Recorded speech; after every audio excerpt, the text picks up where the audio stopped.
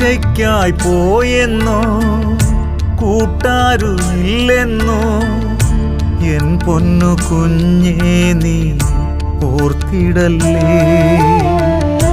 തോൽവിയായി പോയെന്നും രോഗിയായി തീർന്നെന്നും ഒരിക്കലും മകനെ നീ ധ്യാനിക്കല്ലേ.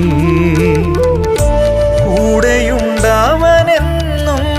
കൂട്ടായി നിന്നൊപ്പം തളരാതെ താഴാതെ താങ്ങിടുന്നു.